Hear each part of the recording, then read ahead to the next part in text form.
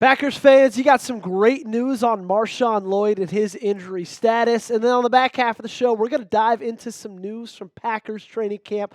I got 5 takeaways for you.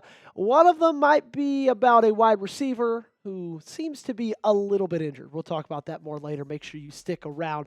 We got to start with MarShawn Lloyd, though. Okay, as you know, Lloyd left practice on Tuesday. Originally, it was thought to be because of a hit delivered by Nate Hobbs. They discovered a little bit later that it was actually a non-contact injury before Nate Hobbs even got there.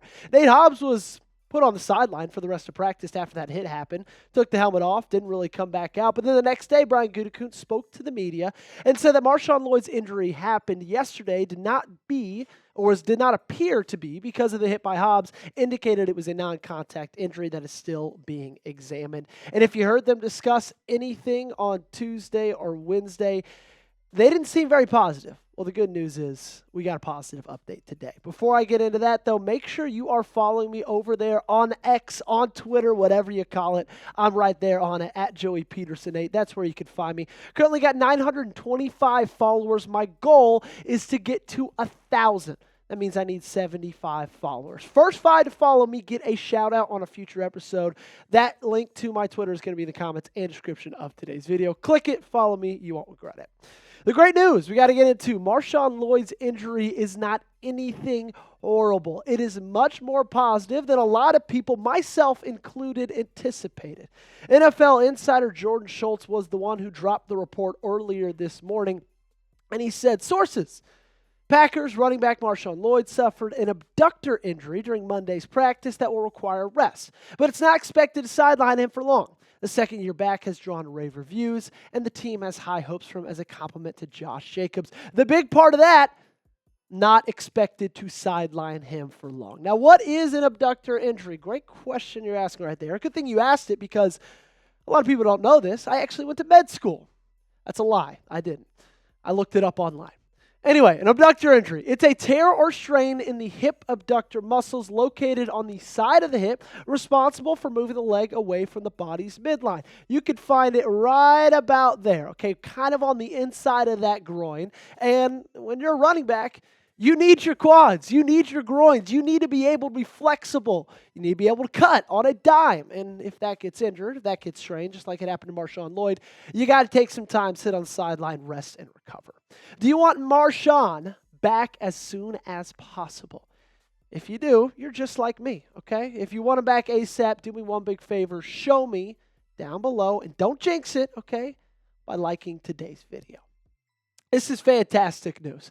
This is everything I think we all would have taken, right, after the injury came out. After we heard and saw what would happen on Twitter, after Brian Gutekunst said it was a non-contact injury, I think every single one of us automatically assumed it was going to be something that kept him out much longer, especially given his injury history. And I've got a lot of faith in MarShawn Lloyd. This was going to be the year I think we all saw him finally put it together. This was going to be the year that we saw him on the field because he wasn't really on it last year.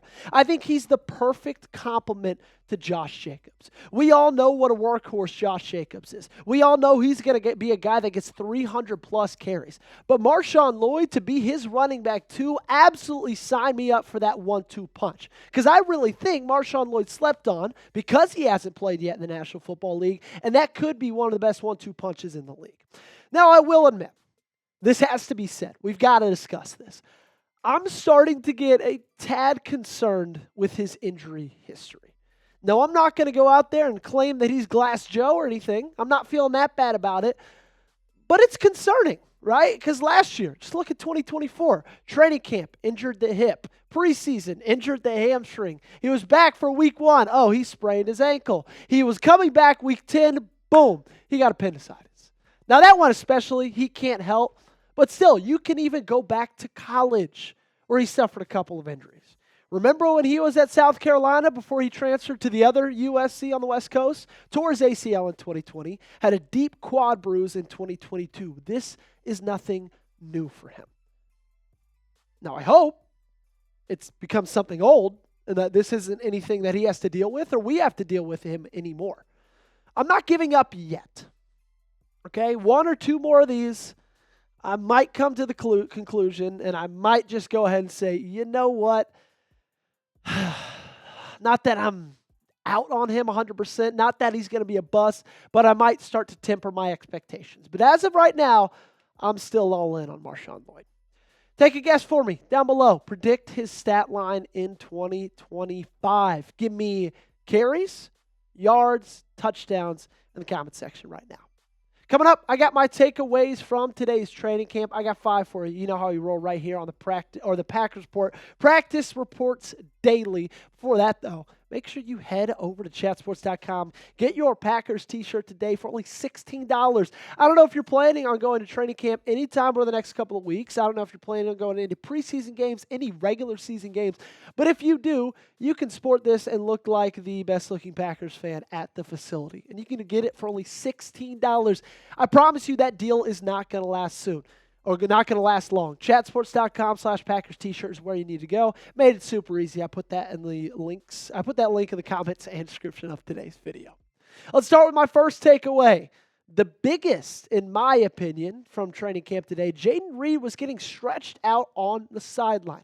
Rob Demovsky is the one that broke it down, saying wide receiver Jayden Reed is now working out off to the side. Appears to be getting stretched out during the latest team period. Him and Dontavian Wicks both found themselves on the bikes while the rest of the team was doing 11-on-11s. Now, I'm not terribly concerned with this, right? If it was terribly concerning, he would have had to go to the locker room. He would have left practice. But at this point, with all the other injuries that's going on in camp, with all the other injuries to all the other really good players that you have, especially on offense, you kind of hate to see that happen. I would expect him, though, to be practicing fully over the next couple of days. Speaking of injuries, Savion Williams and Aaron Banks both back at practice. We all remember Savion Williams left practice on, was it Tuesday's practice? Yeah, they didn't practice Wednesday. They practiced on Tuesday. But he's back, and this is fantastic news because it was starting to really worry me because he started minicamp in a red non-contact jersey, and then he dealt with a concussion like last Friday, left him out of practice, and then he had to leave again on Tuesday. Now, I will note he is wearing a Guardian cap. He's joining his first-round pick brother and Matthew Golden, both wide receivers wearing Guardian caps, which I don't love the look of Guardian caps, but I'm never going to shame a player for trying to protect himself in the sport of football. And so it kind of makes me believe that it was another head injury that he suffered in some sense of the word just a couple days ago. And they said, you know what? You're good to go. You've passed concussion protocol, but just to be safe, we're going to throw a Guardian cap on you. Some great battles in one-on-ones between the offensive line and the defensive line. Ryan Wood tweeting out some good 1v1 battles between Zach Tom or Sean Gary. Tom mirrored Gary on an outside speed rush, first rep. Later in the period, Gary won 2 reps on speed, both on best on both sides going at it. Super Bowls are won in the line of scrimmage. It's plain and simple. We saw it this last year with the Philadelphia Eagles. They had one of the best offensive lines in football. They had one of the best defensive lines in football as well. Patrick Mahomes could do absolutely nothing. This is where championships are won, okay? And I love the fact that both sides are being really physical, both sides are getting their wins, and both sides are going at it. Speaking of going at it, Lukas Van Ness has been doing that all training camp long. He's just stacking day on day on day, and today was nothing different. Aaron Nagler saying, Love just did a guitar fake. Guitar fake is the patented Aaron Rodgers play action where you extend your right hand, you tuck your left hand on the inside, kind of like you're playing a guitar. Anyway, turned around right into Lukas Van Ness, who had to hold up but would have blasted him into the pair. He's just making plays. He's doing what he's been doing over these past couple of days, and I believe it's proving a lot of people who had already written him off wrong. Now, I hope that continues into the regular season. I hope that continues when you're playing guys with different colored helmets, because if it does, that's going to be massive for this team. Who needs that on the defensive line? Jeff Hafley's taking notice of it. See, I think he's starting to understand the position, how to use his hands, how to set edges, some pass rush tools, some counter moves. I think it was a good offseason for him, truthfully. How many sacks do you think he gets in 2025?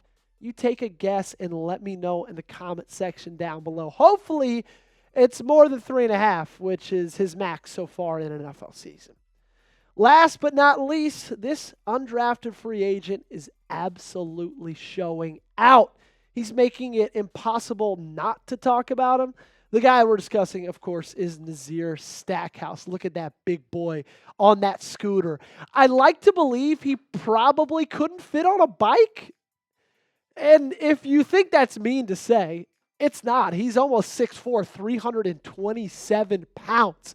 I'm 6'3", like 180, and I could barely fit on a bike. So if you had 150 pounds to me, I wouldn't feel good about my chances. Came in from Georgia, as we know. Signing or drafting Georgia defensive linemen usually is a good idea. Signed as an undrafted free agent on April 27th, the Sunday after the NFL draft, and he's been absolutely balling. Okay, I've seen him all over the highlights on Twitter. Every single beat reporter can't say enough good things about him. And because of that, I genuinely am starting to believe that he makes this roster. And I know that's crazy, especially because you got a lot of depth on the interior of the defensive line. You got a lot of really good players.